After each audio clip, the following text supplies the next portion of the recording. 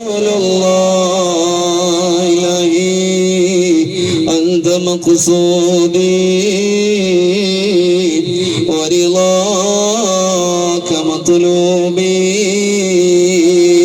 أنت مقصودي آمين مطلوبي الله الله مبارك മജ്‌ലിസുന്നൂറിന്റെ സദസ്സിൽ ഒരുമിച്ചിട്ടുള്ള നല്ലവരായ മുഅ്മിനുകൾ, നല്ലവരായ ഉമ്മമാർ, നല്ലവരായ സഹോദരങ്ങൾ, എല്ലാവരിലും നീ ഖൈറ് നൽകണേ അല്ലാഹ്.